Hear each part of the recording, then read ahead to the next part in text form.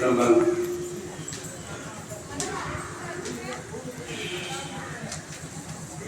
போன வாரம் எதை பத்தி பேசணும்னு கேட்டீங்கன்னா, இந்த திருவண்ணாமலையில் இருக்கிற எல்லா லிங்கங்களும் பத்தி சொன்னாங்க இல்லையா?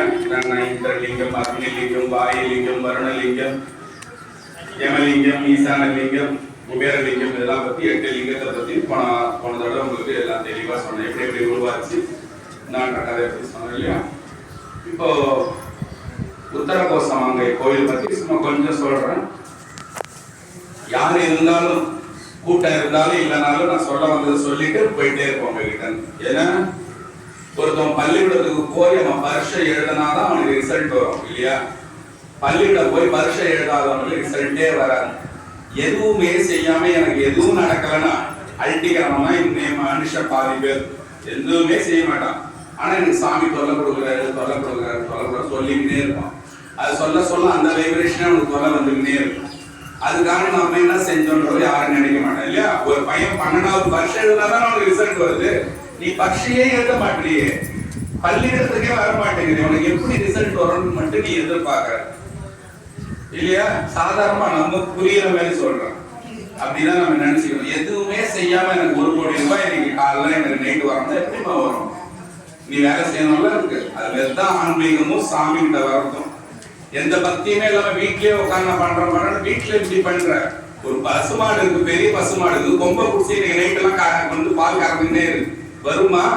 அது பால் சேர்ற இடம் மடி இல்லையா? அங்க கறந்தாதான் பால் வரும். நீ கோயிலுக்கு வரணும்.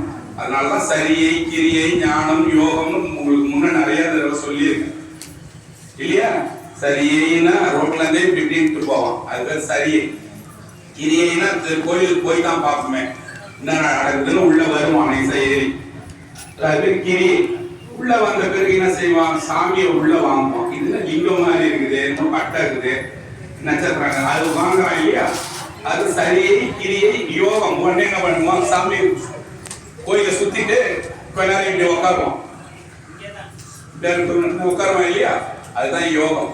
யோகம் வந்தாங்கன்னா சிவஞான போதம்னு சாமி கையில ஒரு புத்தகம் இருக்குமா? சிவஞான போதம் 3 அக்கா பிச்சு கொடுங்க. சிவம்னா மங்களம், சிவம்னா நம்ம அறியறதுக்கு உரிய மெய்ப்பொருள், நம்மளோட நம்ம புரிஞ்சிக்கிறதுக்கு உண்டான மெய்ப்பொருள் சிவம். அப்புறம் ஞான போதம். ஞானம்னா சிவத்தை உணர்வது, உள்ளார சுவாமி எடுத்துன்னு வர்றது, எடுத்துட்டு வந்ததை உணர்ந்து தெளிவது. பாருங்க, சிவ ஞான போதம்னா இனிமே யாரு என்னன்னு கேட்க கூடாது.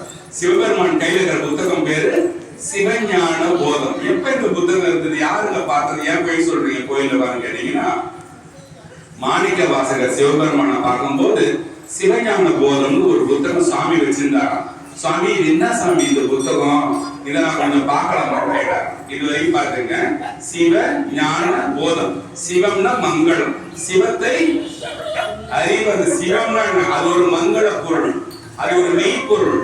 அந்த மெய்ப்பொருளை சிவ ஞானம்னா அதை உணர்வது.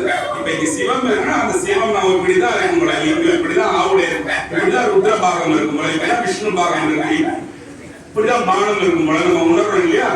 உணர்ந்த சிவனை தெளிவது போதம், சிவ ஞான போதம். இப்போ உத்தரகோசமங்கை ஒரு கோயில் இருக்கு. கோயில் எங்க இருக்கு? ராமநாதபுரத்துல இருக்கு. எல்லாம் போய்க்கிறீங்களா? யார் யார் போய்க்கிறீங்க? போகாத மட்டும் கேட்கணும் பார்க்கணும். எல்லாம் போயிருக்கீங்க? எல்லாம் போய்க்கிறீங்களா? போகலன்னா கண்டிப்பா போகணும். மண் தோன்றும் முன்னை மங்கை தோன்றிய கோயில். இந்த மண்ணே தோன்றதுக்கு முன்னால் அந்த கோயில் தோன்றுச்சுன்னு சொல்றான். மண் தோன்றா காலத்தே மங்கை தோன்றிய கோயில். ஏன் மங்கைனா யாரு? பார்வதி. மங்கைனா யாரு? நீங்களா யாரு? மங்கை தானே, பெண்களுக்கு தான் மங்கைன்றது. அப்ப பார்வதி தான் இந்த பூமியில் தோன்றிய முதல் பெண். அப்ப மங்கை, உத்திர கோச மங்கை. உத்திரம்னா வேதம்னு பேர். வேதம் 4 மெய்ப்பொருளாவது நாதன் நாமம் நமசிவாய. வேதம். கோசம் உத்திர கோச மங்கை. என்ன இது பேர் வேற மாதிரி இருக்கு, எனக்கு புரியலையா? உத்திரம் என்றது வேதம், கோசம்னா ரகசியம். மங்கை என்ன சொன்ன இப்போ? பார்வதி. சிவபெருமான் பார்வதிக்கு வேதங்களில் உள்ள ரகசியத்தை என்ன செய்ய பார்வதி கிட்ட சொன்ன கோயில். சிவபெருமான் வேதங்களின் ரகசியத்தை பார்வதிக்கு ஆகமங்களின் ரகசியத்தை சொன்ன கோயில் உத்தர கோசமங்கை. உத்தர கோசமங்கை என்னன்னு தெரியல கேட்கக்கூடாது. உத்திரம்னா வேதம், கோசம்னா ரகசியம். அந்த வேதங்கள்ல உள்ள ரகசியம் என்னன்னு பார்வதிக்கு சுவாமி சொன்னாராம் உத்தரகோசமங்கை. அந்த உத்தரகோசமங்கை கோயில் என்ன அவங்க அவ்வளவு ஸ்பெஷல் கேட்டீங்கன்னா, குலத்தையர்னு ஒருத்தர் வாழ்ந்தார். அவர் யாருன்னா பிரம்மாவோட ஞானத்துல வந்த மகன். அந்த குலத்தையர் என்றவருக்கு பிறந்த பையன் தான் ராவணன். நீங்க எல்லாம் கதையில சொல்றீங்க ராவணன், ராமன் சாபடிச்சுட்டான், வெட்டி போட்டான், செத்துட்டான், ராவணன் சீதை தூக்கி ஓட்டான்றீங்க இல்லையா? குலத்தையரோட மகன் பேர் தான் ராவணன். ராவணன் என்றவன் எப்படி வந்தான், ராவணனுக்கு யாரு அப்பா அம்மா, இதெல்லாம் பத்தி நம்ம கொஞ்சம் தெரிஞ்சுக்கணும் இல்லையா? விஸ்ரவான்ற ஒரு ஆளுக்கும் கைகேசி என்ற ஒரு பெண்ணுக்கும் பிறந்தவன் தான் ராவணன். விஸ்ரவா என்றவர் ராவனோட அப்பா பேர், கைகேசி என்றது ராவணனோட அம்மா பேர். இவனுக்கு பேர் இருந்தவன் தான் ராவணன். ராவணன் கூட யார் யாரெல்லாம் சூர்பனகை, அப்புறம் விபீஷ்ணன், கும்பகர்ணன், ராவணன். இவங்க 4 பேர் தான் அவங்க கூட. இதெல்லாம் கொஞ்சம் தெரிஞ்சுக்கணுமா? எதையுமே நம்ம கத்துக்காம இருக்க முடியாது. நான் கூட ஏன் கத்துக்கணும் உங்களுக்கு ஏன் சொல்றேன், நான் ஏன் சொல்றேன்னு நினைக்கிறேன். உத்தரகோசமங்கை கோயிலை பத்தி சொல்லும் போது இது நீங்க சத்தியமா தெரிஞ்சிருந்தா அந்த கோயிலுக்குள்ள கால் எடுத்து வைக்கும் போது அவ்வளவு பெருமையான கோயிலடா இதுன்னு நம்ம நினைப்போம். நம்ம படிக்கிற ராமாயணம் எவ்வளவு வருஷத்துக்கு முன்னால நம்ம நினைக்கிறோம். அதே சில பேர் நடந்துதா இல்லையான்னு இன்னும் டவுட் பண்ணிருக்கான் இல்லையா? அந்த ராவணனு அவங்க அப்பா குலத்தையன்றவன் வரம் வாங்கி பெற்ற கோயிலா. அப்ப எவ்வளவு அது வயசான கோயில், எவ்வளவு பழமை வாய்ந்த கோயில் அது இல்லையா? மண்ணு தோட்டத்துக்கு முன்ன வந்த கோயில்னா எவ்வளவு பழமையான கோயில். அப்ப ராவணனோட வீட்டுக்காரமா பேரு என்ன? மண்டோதரி. உங்களுக்கு எல்லாம் தெரியுமா? மண்டோதரி போய் உத்தரகோசமங்கையில சிவபெருமான வேண்டி எனக்கு ஒரு நல்ல சிவபக்தன் வீட்டுக்காரனா வேணும்னு கேட்டு வரமாகி ராவணனால பிறந்த குழந்தை. ராவணனுக்கு சிவபெருமான் கிட்ட ராவணனோட அப்பா வரம் வாங்கி வந்த குழந்தை யாரு? ராவணன் நீங்க நினைக்கிற மாதிரி கெட்டவன் கிடையாது, சிவபக்தன், ரொம்ப நல்லவன். சில தீமைகளால வீணா போயிடும் இல்லையா? சிவபெருமான் ராவண சொன்னது அத்தனையும் கேட்பாரு. அவ்வளவு பெரிய பக்தன், அவ்வளவு பெரிய இசை கலைஞன், அவ்வளவு நல்லா பாடக்கூடியவன். ராவணன்னா என்ன அர்த்தம்னா நல்ல அழறவன் பேர். என்னது எனக்கு இது வித்தியாசமா இருக்கு. ராவணன் நாங்க தெரிஞ்சு 10 தலை அரக்க மாதிரி இருப்பானு நினைக்கிறீங்களா? ராவணன் நன்கு அழுபவன், நல்ல அழுவான சாமி கிட்ட போய். வேற யார்கிட்ட இல்ல, சிவபெருமான்கிட்ட. உங்க குழந்தை இப்ப இருக்குது, ஒருத்தவங்க முட்டாய் வைக்கிறான், நல்லா அழுதுன்னு வச்சீங்க, என்ன செய்வீங்க? 2 தடவை வேணாம் 3வது தடவை என்ன செய்வீங்க? வாங்கி கொடுத்துருவீங்க. அத மாதிரி அழுது சிவபெருமான் கிட்ட எல்லாத்தையும் வாங்கினவன் தான் ராவணன்.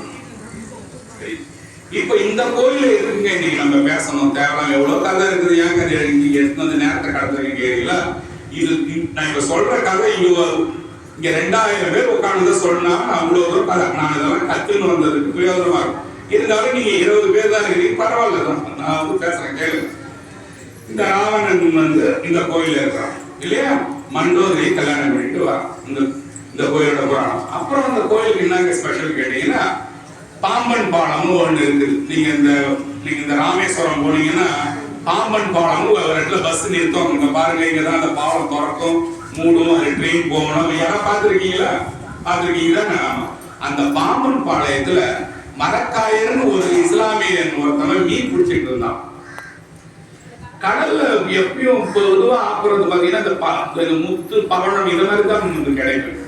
திடீர்னு பார்த்தா பெரிய பாறை மாதிரி ஒண்ணு கிடைக்குது. அந்த பாறையை அவனால இழுக்க முடியல. பல பேரை சேர்ந்து இழுத்து பார்த்து கரைக்கு எடுத்து போட்டா பெரிய கல்லு. எல்லாரும் ஏமாந்து போய் அந்த காலத்துல என்ன செய்வாங்கன்னாக்க, ஏதாவது ஒரு பெரிய பொருள் ஏதாவது ஒண்ணு கிடைச்சதுன்னா ராஜா கிட்ட போய் சொல்லுவாங்க. இப்ப என்ன செய்வாங்கன்னா வைர வியாபாரிகிட்ட போய் சொல்லுவாங்க, ஏங்க ஒரு பெரிய கல்லு கிடைச்சதுன்னா பாருங்க, தேய்ச்சி பாருங்க. இவன் அந்த காலத்துல உத்தரகோசமங்கையோட ஊர ராமநாதபுரத்தை ஆண்ட சேதுபதி ராஜா கிட்ட போய் சொல்றான். யாரு? மரைக்காயர் என்ற இஸ்லாமியன். ஐயா, ஒரு பொதிய கல் ஒண்ணு கிடைச்சிருக்கு. இது வரைக்கும் இந்த மாதிரி கல் மரத்துல கடல்ல கிடைச்சது கிடையாது, புதுசா இருக்குதுன்னு சொல்லும் போது ராஜா அவனை என்ன பண்றாரு, தெரியலையே என்ன கல்லுன்னு தெரியலையேன்னு சொல்லிட்டு சொல்லும்போது என்ன பண்றா, ராஜா அதுல இன்ட்ரெஸ்ட் காட்டல. தெரியலப்பா என்ன கல் தெரியல. சேதுபதி என்ன பண்ணா, இவ்வளவு பெரிய கல்லா இருக்குது, நம்ம வீட்டுக்கு வாசக்கால் இல்லாம நம்ம வீட்டு வாசப்படிக்கு உடனே நம்ம தேடிட்டு இருக்குமே இந்த கல் பொருத்தமா இருக்குமே பண்ணிட்டு என்ன பண்ணிட்டான், எடுத்துட்டு போய் வீட்டுக்கு நல்லா அந்த முன்பகுதியில போட்டான். போட்டு டெய்லி காலால் அதை மெரிச்சு போறோம். அந்த கல்லை, எந்த கல்ல, மீன் பிடிக்கும் போது கிடைச்ச பெரிய ஒரு கல்லு போட்டுட்டு போயிட்டே இருக்கலாம். தினந்தோறும் போன 3 வருஷம் அதுல ஏறி போயிட்டான். இவன் நம்ம வீட்டுல கூட பாத்தீங்கன்னா, நீங்க சில கோயில்ல ஏறி போனீங்கன்னா ஒரு இடம் மட்டும் தேய்ச்சி மழை இருக்கும். பாத்துருக்கீங்களா? இந்த பெரிய பெரிய மலை கோயில்லாம் ஏறி போனீங்கன்னா தெரியும், ஒரு இடம் மட்டும் மக்கள் கால் மட்டும் போய் மழை இருக்கும், டைல்ஸ் மாதிரி. அதே இவன் இந்த ஏறி வந்த பகுதி மட்டும் ஒரு நாள் என்ன பண்ணுச்சு, இந்த வீட்டுல ஏறி வரும்போது சூரிய வெயில் அடிச்சு இவன் கண்ணை பறிக்குது. என்னடா இது, இந்த இடம் மட்டும் குல பல பலனதுன்னு பார்த்தா, அப்பயே ராஜா கிட்ட வாடுறான். ராஜா இது என்ன தெரியல, இந்த கல்லு பயங்கர பல பலன்னு இருக்கு. சேதுபதி ராஜா வந்தான். அந்த காலத்துல இந்த கல்லை செக் பண்ணும் போதெல்லாம் மிருகங்களை வச்சு செக் பண்ணுவாங்களாம். இப்பெல்லாம் எல்லாம் ஃப்ராட் பசங்க மாதிரி ஏமாத்திட்டு போயிடுறாங்க. இது வயிறு அந்த வயிறு அசலே அவன் பொட்டியிலே வச்சிருப்பான். அவன் செத்த அப்புறம் பிள்ளைங்க எதுவுமே விற்க போவான். அவன் தூக்கி கடைசி கூட அங்க இல்லையா? அவன் என்ன பண்ணான், குதிரையை வந்து மோர விட்டான். எதை? அந்த கல்ல. குதிரை அச்சு தூங்குச்சு பாருங்க. ராஜா சொல்லிட்டான், இது மரகத கல்லு.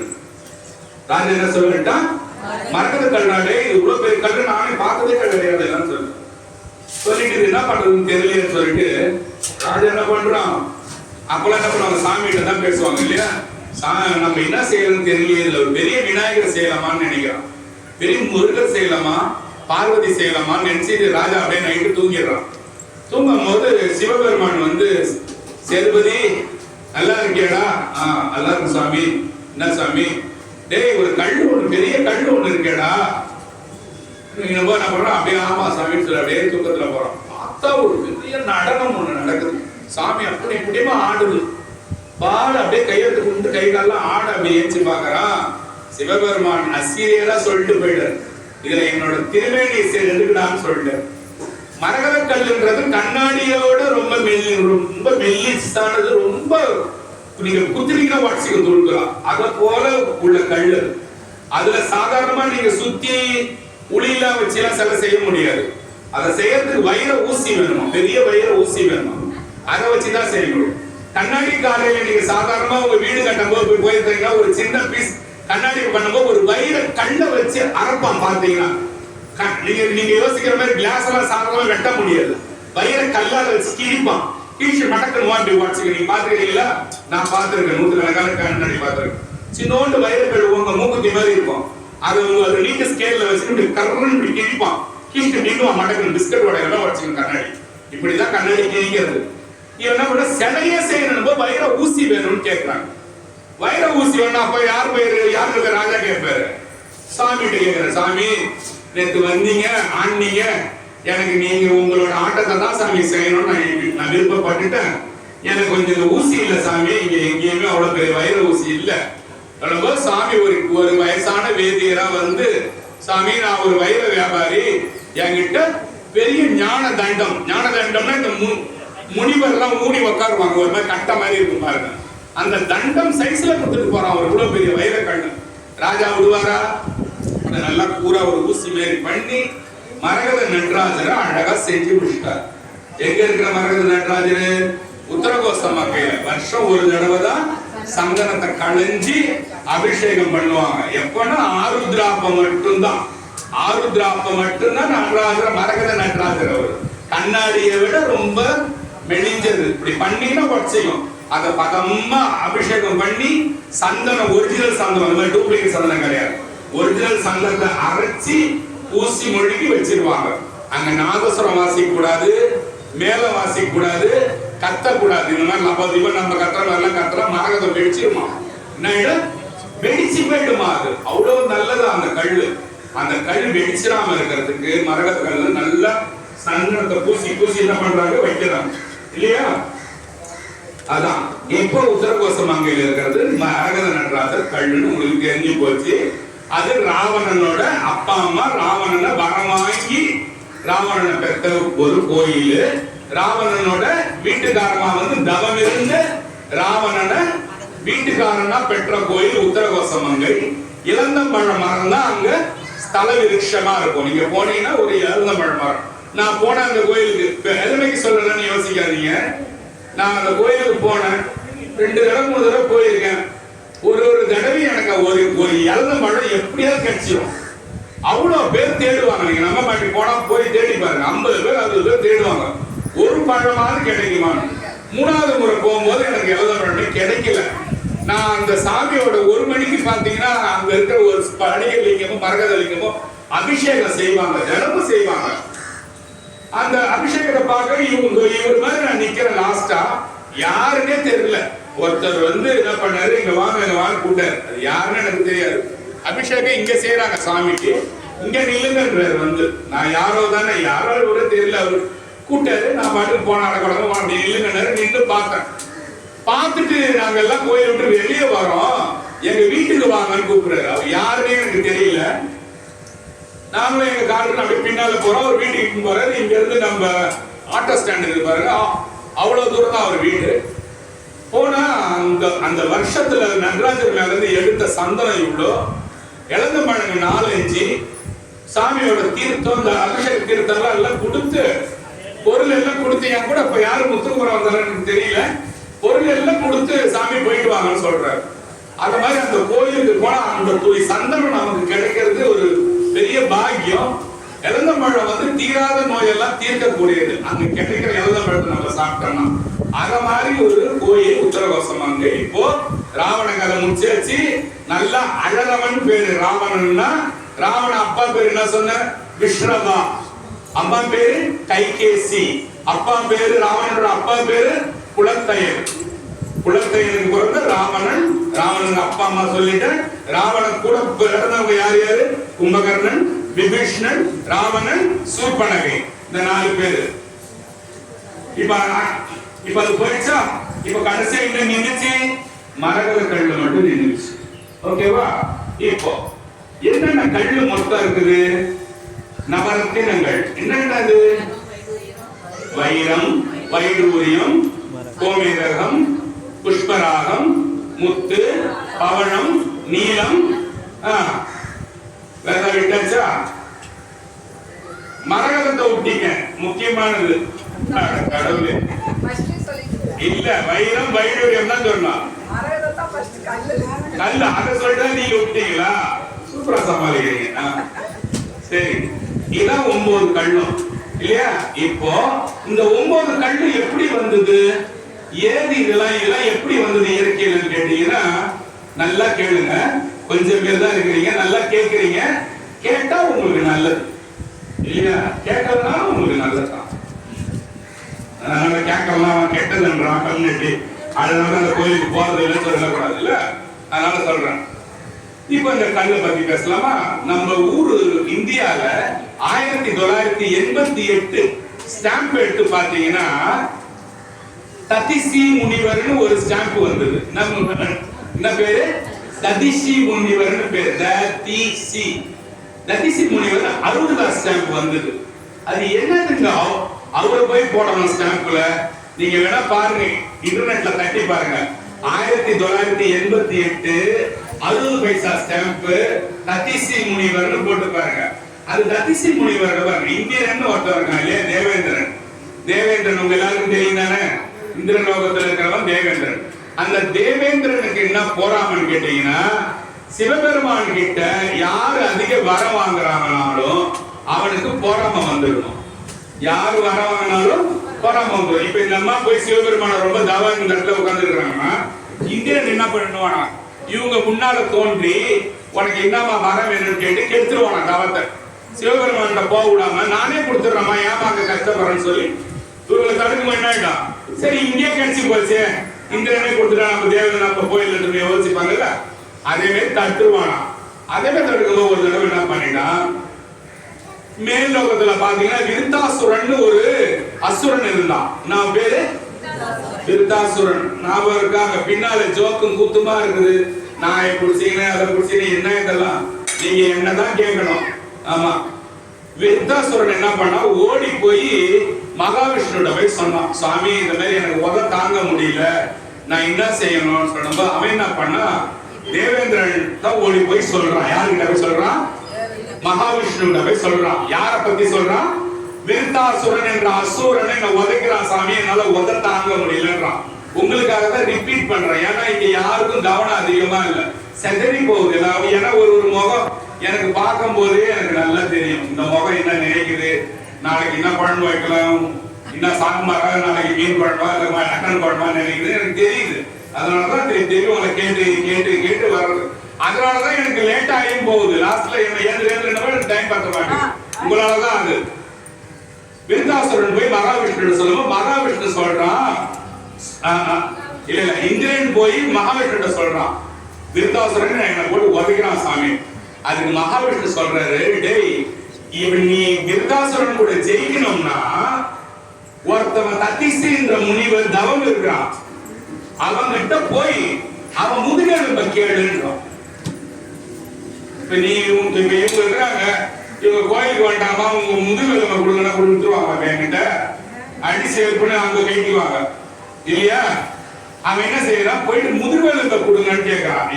யாரோட தவம் இருக்கிற முனிவரோட முதுகெலும்ப கேட்கிறான். இந்திரன் போய் கேட்கிறான், சுவாமி ஏன்டான்னு கேட்கிறாரு. விருத்தாசுரன் தொல்லை தாங்க முடியல, நான் அவங்க முதுகெலும்ப வச்சுக்கிறேன். சும்மா வச்சுக்க மாட்டேன் சாமி, என் வாழ்நாள் பூரா அவங்க முதுகெலும்ப வஜ்ராயுதமா வச்சுக்கிறேன்றான். இந்திரன் கையில இருக்கிறது வஜ்ராயுதம், எப்பேற்பட்டவனா இருந்தாலும் ஜெயிக்கிற ஒரு ஆயுதம். யாரோட முதுகெலும்பு?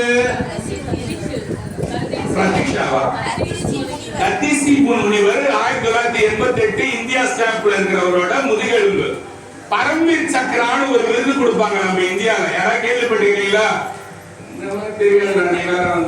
பரம்வீர் சக்கரா விருது மிலிட்டரி ஆர்மியில ராணுவத்துல யாராவது ஒருத்தவங்க சின்ன வயசுல வெற்றிகரமா இறந்துட்டாங்கன்னா அவங்க குடும்பத்தை கூப்பிட்டு பரம்வீர் சக்கரா விருது ஜனாதிபதி கையில கொடுப்பாங்க. ஏன் சாமி இதுக்கும் அவருக்கு என்ன சம்பந்தம் கேட்டீங்கன்னா, அந்த பரம்வீர் சக்கரா விருதுல முதுகெலும்பு இருக்குமா. யாரோட முதுகெலும்பு? தத்திசி முனிவரோட முதுகெலும்பு இருக்குமா. ஏன்? அது வஜ்ராயுதம் போல, அது இந்திரன் கையில இருக்கிற வஜ்ராயுதம் போல தகுதியானது என்னவா? பரம்வீர் சக்கரா விருது. ஓகேவா? இப்போ இங்க பாருங்க, இப்ப உங்களுக்கு என்ன தெரியுமா தெரியுது? இந்திரன் என்ன செய்யக்கூடியவன்? இந்திரன் என்ன செய்யக்கூடியவன்? யாராவது ஒருத்தவங்க இது புத்திசாலித்தனமா எனக்கு சொன்னீங்கன்னா மீதி பேசுறேன், இல்லன்னா என்ன தெரியுமா, தவத்தை கலைக்கக்கூடியவன், சிவபெருமான் கிட்ட யாரும் போகக்கூடாதுன்னு நினைக்கிறவன். அவன் போகக்கூடாதுன்னு நினைச்சாலும் அவங்க அவன் பேச்ச கேட்டு தியாகம் பண்ணா அத அவங்க வாழ்நாள் பூரா மக்களுக்கு காட்டக்கூடியவன். இப்ப அவன் காட்டுற வஜ்ரதால தானே நீங்க பரம்வீர் சக்கரா வாங்கினா தெரியுது, ஸ்டாம்ப் வருது. இந்திரன் சொன்னாலே கையில என்ன வச்சிருப்பா? வஜ்ராயுத வரையினாலும் இந்திரன் கூடயே வச்சுக்கிறான். எப்போ? இந்திரனுக்காக தவத்தை விட்டு கொடுக்கணும். புரியுதா? இப்ப ஒருத்தவன் மாட்டீங்கன்னா இந்திரன் கிட்ட. இப்ப ரெண்டாவது ஆள் யார் தெரியுமா? யார் தெரியுமா? வளன் என்கின்ற அசுரன். வளன், அவன் பேர் என்னது? வளன் என்கின்ற அசுரன் சிவபெருமானை நோக்கி கேட்கிறான், சிவபெருமானே எனக்கு சாகா வரம் கொடுக்கிறீங்களா? இந்த மாதிரி வரம் கேட்காதரா, இந்த மாதிரி வரம் நான் யாருக்கும் தர முடியாது. ஏன் சாகா வரம் கொடுக்கலன்னா எவன் வந்து கேட்க மாட்டான். சாமி நீங்க என்ன சாமி பூலோகத்துல இருக்கிறவங்க சாவடின்றீங்க, இவன் மட்டும் நான் ஸ்பெஷல் சாமி கேட்க மாட்டானா? அந்த வரம் என்னால தர முடியாதுடா செல்லம், வேற ஏதாவது கேளுப்பான்ற. சாமி நான் செத்துட்டாக்கா என் உடல் வந்து ஒரு ஒரு பாகமாக இந்த பூலோகத்துல இருக்கிறவங்க எல்லாரும் அதை அனுபவிச்சு அத யூஸ் பண்ற உபயோகிக்கிற மாதிரி இருக்கணும் சாமின்னு சொல்றான். ஃபர்ஸ்ட் வரம் சாவாம இருக்கேட்டான் தரல. ரெண்டாவது நான் செத்துனா என்னோட உடல் பாகங்களை மக்கள் உபயோகிக்கிற மாதிரி. இந்த உலகத்திலேயே முதல் தானம் என்ன தானம்? உடல் தானம் கொடுத்தது யாரு? கரெக்டா சொல்லுங்க பாப்போம். முதல் உடல் தானம் கொடுத்தது யாரு? இப்ப நீங்க கண்ணை கொடுக்குறேன், கிட்னி கொடுக்குறேன், லங்ஸ் கொடுக்குறேன் இல்லையா? யார் கொடுத்தது? தத்திசி முனிவர் தான் முதுகெலும்பு கொடுத்தாரு இந்திரனுக்கு. முதல் உடல் தானம் கொடுத்தவர் தத்திசி முனிவர் தான். அதனாலதான் அவர் பேர்ல ஸ்டாம்ப் வந்தது இல்லையா? ரெண்டாவது பேருக்கும் இன்னொருத்தர் பேர் சொன்ன என்ன சொன்ன? பலன். பாருங்க 2-3 பேர் நல்லா அழகா சொல்றாங்க, மத்தவங்களுக்கு தான் கொஞ்சம் இப்படிமா சொக்கின்னு இருக்கு. அதை நிறுத்தணுமா? அம்மா நாய் எதுவுமே செய்யாது, பாட்டு வேலையை பார்க்கணுமா? அது சும்மா தான் செய்யும். நீங்க நல்லா கேட்கிறீங்களான்னு உங்களை சாமி உங்களை சாமி செக் பண்ணி பார்ப்பாரு. நீ பாடு இப்படி கண்ண மூடி கேளுங்க, நீ பாடு கேட்கணும். இங்க பாருங்க, இப்ப ரெண்டாவது அவனது பேர் என்ன சொல்ற, பலாசுரன். வளன்னு பேரு. வளன் என்ன பண்றான், சாமி கிட்ட போய் கேட்டு வந்துட்டான். இவன் சாமி கிட்ட தவம் இருந்து சிவபெருமான் கிட்டே பேசி சாகர வர கேட்கும் போது யாரு கேட்டா, இத இந்திரன் கேட்டான். விடுவானா? என்ன சொன்ன, இந்திரன் யாரையும் விடமாட்டான்னு சொன்னாங்க. இந்திரன் யாரையும் விட்டு வைக்க மாட்டான்னு சொன்ன இல்லையா? இப்ப இந்த வலாசுரன் போறானே சாமி கிட்ட, இந்திரனுக்கு போறாம வந்து போச்சு. உடனே போய் வலாசுரா என்னடா போய் கேட்கற, வலாசுரனுக்கு இந்திரனுக்கு சண்டை நடக்குது. நீ என்னடா அதை கேட்கறதுன்னு சொல்லிட்டு இல்லையா, ஒருத்தவனுக்கு லாட்டரி சீட்ல 1 கோடி ரூபாய் விழுந்து போச்சுன்னு சொல்லிட்டு இவங்க போய் எப்படி உனக்கு 1 கோடி ரூபாய் விழுந்துச்சுன்னு கேட்டாங்கன்னா என்னடா அனுபவம் வீட்டுல இவங்களை அவங்க என்ன பண்ணுவாங்க, இது கூட அடிச்சுக்க வேண்டியதுதான். நீ என்ன வந்து கேட்கறது உண்டா இல்லையா? அத மாதிரி இவ சிவபெருமாட்ட வர வாங்குறத இந்த அசுரனை போய் இந்திரன் போய் கேட்க, 2 பேரும் அடிச்சுக்கிறதுல இந்திரனே தோத்துட்டான். அங்க பாருங்க, இந்திரனே தோத்து போறான். அந்த அசுரன் எவ்வளவு சக்தி வாய்ந்தவன், தவம் பண்ணவன். அந்த அசுரன் உடனே இந்திரன் என்ன பண்றான், தோல்வியை ஒத்துக்கின்னு வலாசுரா உனக்கு வேண்டிய வரத்தை கேள்வி கேட்டான்.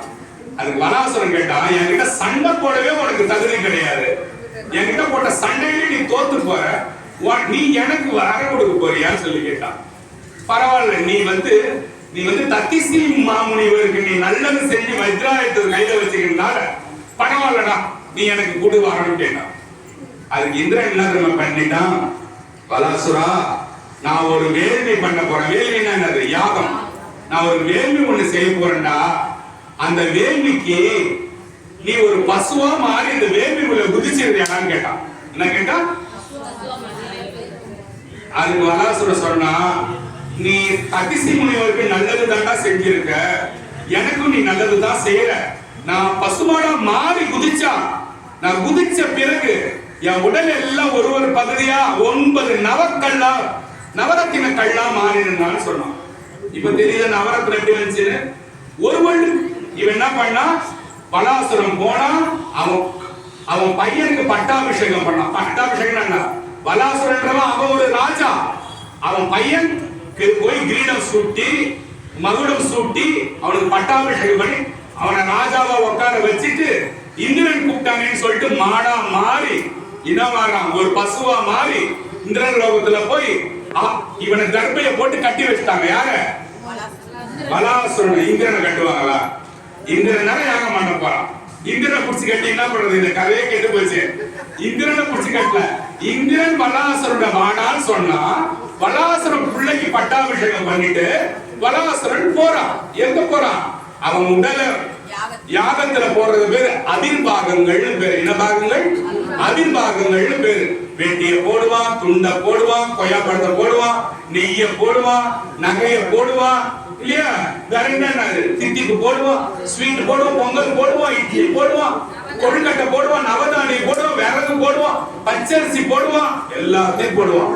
அது எல்லாமாகவும் இவன் தவம் இருந்து என்ன பண்றான், வலாசனோட உயிரை சத்தியலோகத்துக்கு போக வைக்கிறான். எந்த லோகம், சத்தியலோகம்னா என்ன தெரியும், அதுதான் இருக்கிறதுலே சிவபெருமான் கிட்ட போற லோகம். நல்ல ருத்ராட்சம் போட்டு வந்துடுறான். யாரு யாரு, வலாசுரன். பசுமாடா நல்ல ருத்ராட்சம் போட்டு வந்துடுறான். ஒரு ருத்ராட்சம் போட்டா அவன் ஒரு தேவன், 108 ருத்ராட்சம் போட்டா அவன் ஒரு ருத்ரன், 1008 ருத்ராட்சம் போட்டா அவன் ஒரு ஸ்ரீகண்ட ருத்ரன், 1,08 ருத்ராட்சம் ஒரு ருத்ராட்சம் போட்டா ஒரு தேவன், 108 ருத்ராட்சம் போட்டா ருத்ரன், 10,008 1008 போட்டா ஸ்ரீகண்ட ருத்ரன். ஓகேவா? இப்போ அப்புறம் என்ன, 10,008 வரைக்கும் போட்டானா அனந்த ஸ்ரீகண்ட ருத்ரன். ஓகேவா? 1,08 ருத்ராட்சம் எவன் போடுறானோ அவன் சிவபெருமானுக்கே சமம். 1,08 ருத்ராட்சம் போட்டு உங்களை நினைச்சு பாருங்க, படுத்து தூங்குவீங்களா, ஃபுல்லா பொத்துக்கும். நாங்க சில நேரம் 48 நாள் இருந்து நான் போடுவேன் நிறைய ருத்ராட்சம். நம்புறீங்களோ இல்லையோ, நான் அது ஒரு கஷ்டமா இங்க உட்கார்ந்து சொல்லல சாமி, தூங்க முடியாது.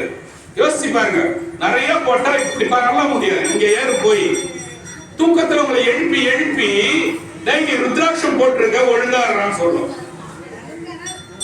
புரியுதா? கெட்ட புத்தி வரும்போது இப்படி இப்படி இன்னும் போது நறுக்கு நறுக்குன்னு பாருங்க. இப்படி இன்னும் போது அப்படி நம்ம இப்ப சுவாமியா இருக்கிறோம்டா. ருத்ராட்சம், ஆக்ஷம்னா கண்ணு, ருத்ரனோட கண்ணு. என்னது? ருத்ரனோட கண்ணு. சிவபெருமானோட நெற்றி கண்ணு தான் ருத்ராட்சம். அந்த ருத்ராட்சத்தை வச்சுட்டு எந்த வீண் வேலையும் பார்க்க கூடாது. போடலாம், ருத்ராட்சம் போட்டுக்கலாம். எப்ப நீங்க ருத்ராட்சத்துல 108 தாண்டுறீங்களோ அப்போ உங்க வேலையை நிறுத்திக்கணும். 108 ருத்ராட்சம் வரைக்கும் போட்டுக்கலாம். நீங்க சாப்பிட்டுக்கலாம், கை சொல்றாங்க திட்டுக்கலாம். 5 முகம் போட்டதா சொல்றது. இந்த மாதிரி 5 முக ருத்ராட்சம் போட்டுக்கலாம். நீங்க தூங்கலாம், படுக்கலாம், போலாம், வரலாம், எல்லாம் செய்யலாம். ஆனா நீங்க 108 என்னைக்கு தாண்டுறீங்களோ அன்னைக்கு இதுல இருந்து நீங்க விலகணும். நான் 5 போட்டுக்கங்க, 2 பரவாயில்ல போட்டு வைக்கிறோம்னா போட்டுக்கோ. 1 போட்டா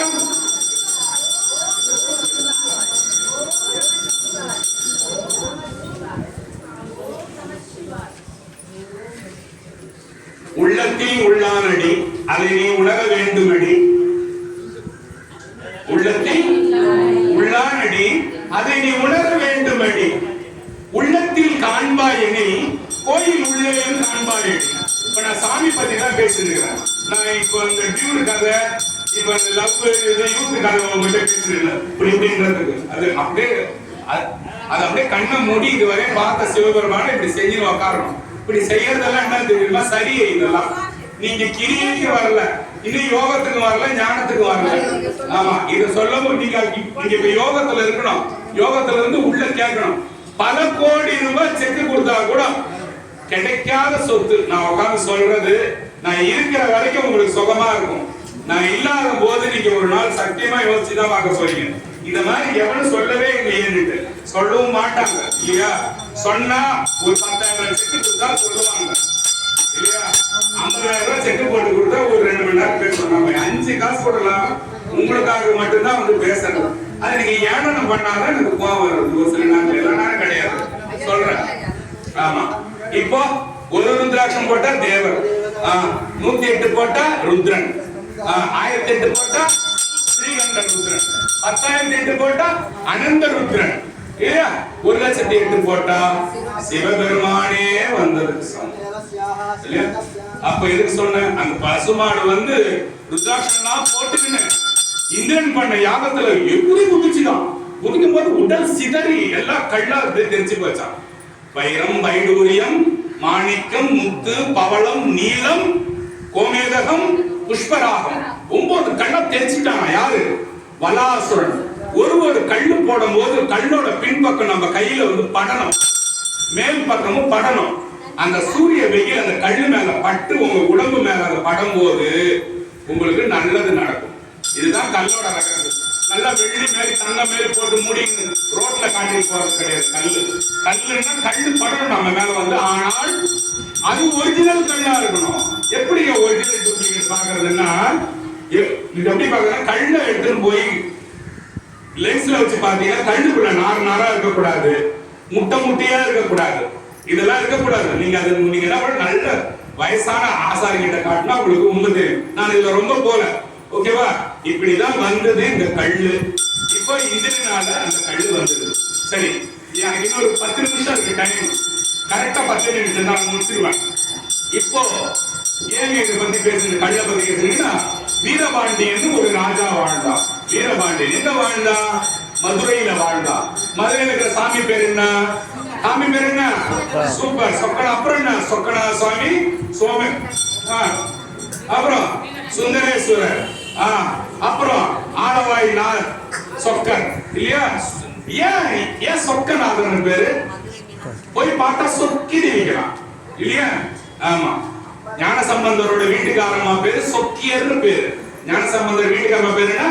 சொக்கியர்னு பேரு. என்ன சூப்பர் பேர் பாருங்க. ஆமா, சரி, அதுல ரொம்ப போனா அப்படின்னு போயிடும் நான் அதுல. சரி, இப்ப மாணிக்க வாசகர் உத்தரகோசமங்கைக்கு வராரு. இந்த கல்லுக்காக நான் அப்படியே வச்சிடுறேன். மாணிக்க வாசகர் உத்தரகோசமங்கைக்கு வராரு. வந்தது நான் இந்த பாட்டு உங்களுக்கு கொடுத்ததே எனக்கு ஞாபகம் இல்லை. என்னென்ன பாட்டுன்னு தெரியல, வரையிறேங்க. சரி, இதை மட்டும் கேட்டுங்க, கொஞ்சம் வேகமா கேட்டுங்க. மாணிக்க வாசகர் உத்தரகோசமங்கைக்கு வராரு. மாணிக்க வாசகர் 1000 பேர் கூட உட்கார்ந்து தவம் பண்றாரு. அம்மா இதை கொஞ்சம் கேளுங்க, லாஸ்ட் பார்த்தீங்கன்னா ரொம்ப அருமையான கதை கேளுங்க. மாணிக்கவாசகர் 1000 பேர் கூட சேர்ந்து குளத்தாங்கரையில உட்கார்ந்து தவம் பண்றாரு. எங்க? உத்தரகோச மங்கையில. உத்தரகோச மங்கையில சாமி கிட்ட தவம் பண்ணும் போது 999 பேருக்கு சாமி என்ன பண்ண, எப்பா இங்க யார் யாரெல்லாம் தவம் பண்ணீங்களோ எல்லாரும் வாங்க, வந்து என்கிட்ட விபூதி வாங்கிக்கோங்க. யார் சொல்றா? சிவபெருமான் சொல்றாரு. எல்லாரும் எழுந்திருச்சு வாங்கப்பா, வந்து எல்லாரும் 1000 பேர் வாங்க. 1000 பேர்ல கடைசி ஆள் யார் தெரியுமா? மணிவாசக பெருமான். மாணிக்கவாசகர் கடைசி ஆளா நிக்கிறாரு. 999 பேர் சாமி விபூதி வாங்கிட்டாங்க. என்ன சாமி செய்யணும்? இந்த குளத்துல குச்சிருங்கப்பா. எதுல? அங்க வேலி பண்ணிட்டு குளத்துல முழுகிடுங்கப்பா. முழுகணும் கூட எங்க போயிட்டான்? சுவாமியோட திருவடிக்கு போய் சேர்ந்து போயிட்டான். கடைசி ஆளா நம்ம நம்ம மாணிக்கவாசகர் நம்ம கோயில சுண்டல் கரணம் வச்சுக்கலாம். உதாரணத்துக்கு சொல்ல, யாரு கோச்சிக்கிறீங்க? உயிர் இந்த அம்மா லாஸ்ட்ல கரணம் வச்சுப்பாங்க. தீரப்போது திருநாங்கன்னு சொல்லு, எங்க தீரப்போது சீக்கிரம் வாங்க, தீரப்போது சீக்கிரம் வாங்க. இந்த அம்மாவோட மனநிலைமை கொஞ்சம் நினைச்சு பாருங்க. ஐயோ தீரப்போகுதுன்றானே, அம்மா போமா போமா. என்ன பண்ணுவாங்க? முன்னாக்குறவங்க தள்ளு வாங்கி சீக்கிரம் போ, தீர போகுது. இப்படி சொன்னாதான் உங்களுக்கு வந்து சீக்கிரம் சொல்றேன். சீக்கிரம் போ, தீர போதா சுண்டலுக்கு. அந்த மாதிரி மணிவாசக பெருமான விபூதி கொடுத்து 999 பேர் சாமி குளத்துல குதின்ற. கடைசியில நிக்கிறது யாரு? மணிவாசகர் நின்றுன்னு பொலம்புற இங்க பாருங்க, பொலம்புற அழுகுறாரு. போங்க போங்க சீக்கிரம் போங்க, நான் விபூதி வாங்கணும், சாமி பார்க்கணும், நான் குதிக்கணும், போங்க போங்க. 999 பேர் போன பேர் மணிவாசகர் நீல் யார? மாணிக்கவாசகர். எப்படி இருக்கும்? எப்படி இருக்கும்? நட்டுங்கிறார். ஏன் சாமி? ஏன் சாமி நீ வரக்கூடாது, நில்லு. இவங்க மட்டும்தான் இப்ப வரணும். நான் எப்ப சாமி வரணும்? அடுத்த ஜென்மத்துல பிறந்து வா, போ, இங்க இருந்து போ.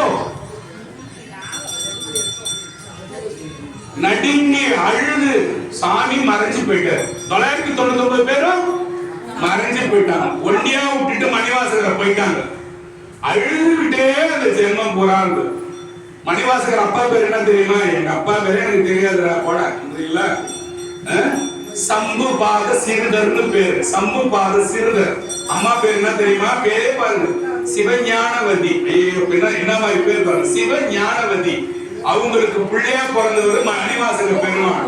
மணிவாசக பெருமாள் மீனாட்சி அம்மன் கோயில்ல வந்து சாப்பாடு செஞ்சு சிவபெருமானுக்கு தர ஒரு வேலையை பாருங்க, எவ்வளவு உத்தமமா செஞ்சு கொடுத்திருப்பாரு. அப்ப நல்ல உத்தமமான பிள்ளையை கொடுத்திருப்பாரு இல்லையா? ஒருத்தவங்களுக்கு குழந்தை இல்லைன்னா சாமி கிட்ட வேண்டும் போது, சாமி எனக்கு குழந்தை கொடு, குழந்தை கொடுன்னு கேட்க கூடாது. சாமி எனக்கு உத்தமமான குழந்தைய கொடுன்னு கேட்கணும். நல்லா கேட்டுக்கோங்க, இன்னைக்கு வந்ததுக்கு சாமி குழந்தை கொடு, குழந்தை கொடு கேட்க கூடாது. சாமி எனக்கு உத்தமமான குழந்தைய கொடு சாமின்னு கேட்கணும். அப்படி கேட்டாதான் உங்களுக்கு சாமி உத்தமமான குழந்தை கொடுப்பான். இல்லைன்னா 18 வயசுல உங்களை தூக்கி போட்டு மெச்சிட்டு போற குழந்தை கொடுப்பாரு இல்லையா? ஆமா. இப்போ மாணிக்கவாசகர் உத்தரகோச மங்கையில விட்டுட்டு போயிட்டாரு. சிவபெருமான் என்ன சொல்லிட்டு போனாரு? 5 நிமிஷம் இருக்கு இன்னும். என்ன சொல்லிட்டு போனாரு? அடுத்த ஜென்மத்துல உன்னை வந்து ஆட்கொள்ளும்டா போடான்னு சொல்லிட்டு. ஓகேவா? இத முடிச்சுட்டு இன்னொரு 5 நிமிஷம் தான், இதை மட்டும் சொல்லிட்டு முடிச்சுக்கிறேன். அடுத்த ஜென்மத்துல சிவபெருமான் வந்துட்டாரா? ஏன் போன ஜென்மத்துல விட்டுட்டு வந்துட்டே வேண்டாம். அந்த பையன் மதுரையில முதலமைச்சரா உட்கார்ந்துட்டான். யார் அவன்? மாணிக்கவாசகர். திருவாரூர்ல பிறந்த மாணிக்கவாசகர் மதுரையில முதலமைச்சரா உட்கார்ந்து இருக்கிறான். 10 விரல்ல மோதிரம், அங்க சங்கிலி, ரொம்ப திமிரான பேச்சு, நடை, உடை இருந்தாதான் என்னவா இருக்க முடியும்? முதலமைச்சரா இருக்க முடியும். அவன் 9 பேர் அப்படிங்களா வழியில போறீங்கன்னா அவனால இருக்க முடியுமா? இருக்க முடியாது இல்லையா? அது மாதிரி கம்பீரமா இருக்கிறாரு மாணிக்கவாசகர். மாணிக்கவாசகர்கிட்ட அரிமர்தன பாண்டியன் குதிரை வாங்கறதுக்காக பொண்ணு கொடுத்து அந்த பக்கம் வர வைக்கிறான். எந்த பக்கம்? அறந்தாங்கி பக்கம். அங்க என்ன கோயில் இருக்கு? திருப்பெருந்துறை என்ற கோயில் இருக்கு. திருப்பெருந்துறையில தான் மாணிக்கவாசகர் கோயில் கட்டுறாரு சிவபெருமானுக்கு. புரியுதா? இல்ல போதுமா? புரியுது இல்லையா? மாணிக்கவாசகருக்காக யார் காத்துல உட்கார்ந்து இருக்கிறது? சிவபெருமான் காத்துல உட்கார்ந்துருந்தானா? உங்களுக்கு உட்கார்ந்து இருப்பானா? எத்தனை மாசம் உட்கார்ந்துருந்தானா? 6 மாசம் உட்கார்ந்து இருந்தானா? 6 மாசம். மணிவாசகர் வருவாரோ, எப்ப வருவாரோ எந்த களி தீர்க்கன்னு உட்கார்ந்தாரோ. எப்ப வருவாரோ எந்த களி தீர்க்க பாட்டு தெரியுமா? அது மாதிரி எப்படா இவன் வருவாங்க? போன ஜென்மத்துல அவனை பாவம் நம்ம ஏங்க விட்டு வந்துட்டோமே. சிவபெருமானோட தன்மையை பாருங்க. சிவபெருமானோட தன்மையை பாருங்க. இப்ப இந்த அம்மா கும்பி இந்த ஜென்மத்துல விட்டுட்டாங்கன்னா, எதுவும் செய்யலன்னா அடுத்த ஜென்மத்துல பெருசா உனக்கு செய்ய போறான்னு அர்த்தம். சிவபெருமான் உனக்கு ஏதாவது ஒரு செஞ்சு எனக்கு ஒண்ணும் பண்ணலன்னு நினைச்சீங்கன்னா உங்களுக்கு ஏதோ பெருசா செய்ய போறாருன்னு அர்த்தம். அதை புரிஞ்சிக்காம நம்ம பாட்டுங்க இந்த சாமி கோயிலுக்கு போனா நல்லது செய்ய மாட்டாரு, அங்க போனா ஒரு வாரி வேலை கொடுத்துருவாரு, இதெல்லாம் உங்களோட மூட நம்பிக்கை தான். சாமி நம்பினாரு, சாமியை நம்பினாரு. இப்ப மாணிக்க வாசகர் போறாரு. மணிவாசக பெருமான் முதலமைச்சரா குதிரையில போறாரு. சிவபெருமான் இப்படி காத வச்சு கேட்கிறார், என்ன சொன்ன, எப்ப வருவாரோ எந்த கழித்தீர்கள் சுவாமி உட்காந்துக்கிறார். சிவபெருமான் குருந்தை மரத்த அடியில திருப்பெருந்துறை என்ற கோயிலில மாணிக்க வாசகர் என்ற சீடனுக்காக சிவபெருமான் காத்துட்டு உட்கார்ந்து இருக்க. உட்கார்ந்து டக் டக் டக் டக் டக் டக் குதிரை சொல்றது கேட்குது. யார் வரா? மணிவாசகர் வர. வந்து பாக்குற. வந்து பார்த்ததும் யாருக்கு ஒரு வயதான கிழவன், வேற மாதிரியான தோற்றம். ராஜாங்களுக்கு கரெக்டா தெரியும். இந்த அம்மாங்களை அவங்களை எல்லாம் பார்க்கும்போது ஒரு அம்மா வித்தியாசமா இருந்தா ராஜாங்கள் கண்டது யாரு இந்த அம்மா, நம்ம ஊருக்கு புதுசா இருக்காங்களேன்னு கேட்பாங்க. அவ்வளவு புத்தியா இருந்துக்கிறா ராஜா. அப்பலாம் இப்பதே ராஜா பத்தி எனக்கு தெரியாது. அப்ப கேட்டு மணிவாசகர் குதிரையெல்லாம் நிறுத்துங்கன்னு சொல்லியிருக்காரு. இவர் முதலமைச்சர் நம்ம கூட யாரெல்லாம் இருப்பா, இவரு கீழே இருக்கிற அண்டரிகளா இருப்பாங்க. எல்லாரும் வந்து குதிரை நிறுத்தும் போது சிவபெருமான் என்ன புக் வச்சிருந்தார் கையில, ஏதோ ஒரு கருவு வச்சிருந்தார். பாயிண்ட் ஆயிடுச்சு. சிவபோக சாரம், சிவஞான போகம் வச்சிருந்தார்.